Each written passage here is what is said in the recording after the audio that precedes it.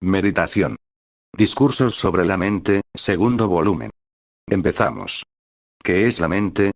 La mente no es una cosa, sino un proceso. Un objeto es como una roca. Un proceso es como una ola. Existe, pero no sustancialmente, es simplemente, como lo que ocurre entre el viento y el océano, un proceso, un fenómeno. Si la mente fuera sustancial, no podría ser disuelta. Si no posee sustancia, puede desaparecer sin dejar tras ella ni una sola huella, al igual que la ola cuando desaparece en el océano. Aquellos que han conocido, dicen que la mente, es como un pájaro volando en el cielo. Tras él, no quedan huellas, ni siquiera una señal. La mente es solamente un proceso. En realidad la mente no existe, solo existen los pensamientos. Pensamientos moviéndose a tanta velocidad, que te hacen pensar y sentir, que allí hay algo que existe en todo momento. Un pensamiento llega, otro, y así sigue. La separación es tan pequeña, que no puedes distinguir el espacio, entre un pensamiento y otro. De este modo, los pensamientos se unen, se convierten en un continuo, y debido a esa continuidad, crees que existe la mente. Existen pensamientos, pero no mente, de la misma forma que existen electrones, no materia. El pensamiento es el electrón de la mente. Una multitud existe en cierto sentido, y no existe en otro. Solo existen individuos, pero muchos individuos juntos, dan la sensación de ser uno. Una nación existe y no existe, allí solo hay individuos. Los individuos son los electrones de una nación, de una comunidad, etc. Los pensamientos existen, la mente no existe, la mente es solo una apariencia. Y cuando profundizas en la mente, ésta desaparece. Entonces hay pensamientos, pero cuando la mente ha desaparecido, y solo quedan pensamientos individuales, muchas cosas son resueltas de inmediato. Primero, inmediatamente descubres, que los pensamientos son como nubes, vienen y se van, y que tú eres el cielo. Cuando deja de haber mente, inmediatamente te llega a la percepción, de que has dejado de estar inmerso en los pensamientos están ahí, pasando a través tuyo, como las nubes cruzan el cielo, o como el viento se mueve entre los árboles. Los pensamientos pasan a través tuyo, y son capaces de hacerlo, porque tu ser real es un inmenso vacío. No hay obstáculos, no hay impedimentos. No existe ninguna pared que se lo impida. Tú no eres algo cercado, tu cielo está infinitamente abierto, los pensamientos vienen y van. Y una vez que empiezas a sentir, que los pensamientos vienen y van, y que tú eres el que observa, el testigo, la mente se encuentra bajo control. La mente no puede ser controlada, en primer lugar, porque no existe. ¿Cómo vas a controlarla? En segundo lugar, ¿quién controlaría la mente? Porque nada existe más allá de la mente, y quiero decir, que no hay nadie detrás de la mente. Solo una nada. ¿Quién controla la mente? Si alguien controla la mente, entonces será solo un fragmento, una parte de la mente, controlando otra parte de la mente. Eso es el ego. La mente no puede ser controlada de esa forma. Ni existe, y no hay nadie para controlarla. El vacío interior, el observador, el testigo, puede observar pero no controlar.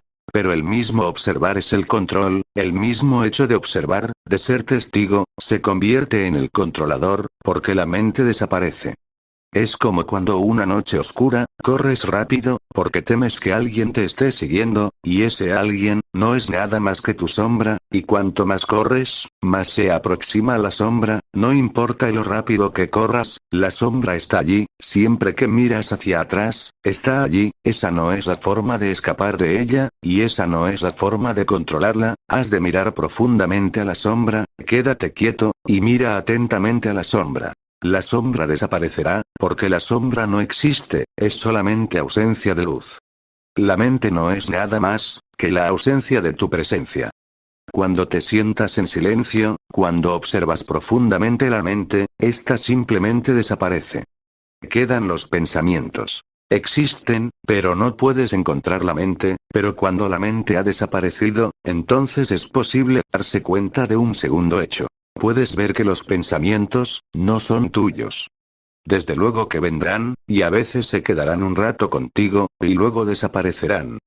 Tú puedes convertirte en su lugar de descanso, pero ellos no son creados por ti. ¿Te has dado cuenta que ningún pensamiento ha nacido de ti? Ni un solo pensamiento ha surgido de tu ser, siempre proceden del exterior, no te pertenecen, sin hogar, sin raíces, a veces descansan en ti, eso es todo, una nube descansando sobre una colina, entonces se van por sí mismos. No has de hacer nada. Si simplemente observas, obtienes el control. Cuando observas atentamente, la mente es controlada, de repente, te has convertido en el amo, los pensamientos están allí, pero han dejado de dominarte, no pueden hacerte nada. Simplemente vienen y van. Tú permaneces sin ser tocado, como una flor de loto en medio de la lluvia, las gotas de agua caen sobre los pétalos, y se deslizan, y ni siquiera los tocan, el loto permanece sin ser mojado. Desde otra perspectiva, la mente es como las olas, una alteración, cuando el océano está en calma y tranquilo, quieto, no hay olas. Cuando el océano es agitado por una marea, o por un fuerte viento, cuando se levantan unas olas tremendas, su superficie es como un caos, la mente es una alteración de la conciencia, al igual que un océano con olas se encuentra agitado, algo extraño ha penetrado allí, el viento, algo desde el exterior, ha actuado sobre el océano, sobre la conciencia, los pensamientos o el viento, y aparece un caos, pero el caos siempre es superficial, las olas son siempre superficiales.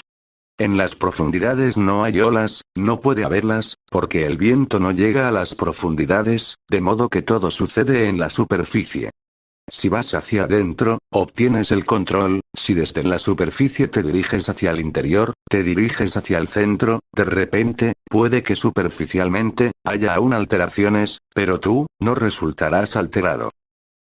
Todas las disciplinas, en las que se practica meditación, como por ejemplo el yoga, se ocupan del modo de conseguir el centramiento, un ir hacia adentro, un arraigarse allí, un morar allí, y desde allí, toda la perspectiva cambia, entonces puede que aún haya olas, pero no te alcanzarán, y entonces puedes ver, que no te pertenecían. Eran solo un conflicto superficial, algo extraño, y desde el centro, cuando observas, poco a poco, el conflicto desaparece, poco a poco te relajas, poco a poco, aceptas que evidentemente, hay un fuerte viento y se levantarán olas, no te encuentras preocupado, y cuando no te encuentras preocupado, incluso puedes disfrutar con las olas, en ellas no hay nada malo, el problema surge, porque vives también en la superficie, eres un pequeño bote en la superficie, y el viento fuerte aparece y te arrastra, y todo el océano enloquece.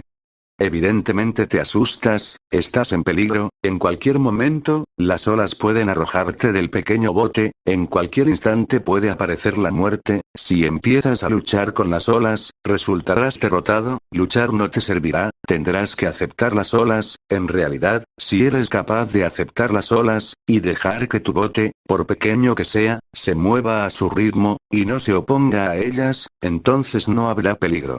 Ese es el significado, de estar relajado y natural, surgen las olas, simplemente las aceptas, simplemente las acompañas, no vas contra ellas, te conviertes en ellas, de modo que no llegues a diferenciarte con ellas, y de este modo, al no haber resistencia, al haber una rendición, no hay con ello represión, el sufrir termina, simplemente te deslizas sobre ellas. Ese es el arte del surf, moverse al son de las olas, no ir contra ellas, el surf puede convertirse en una tremenda meditación.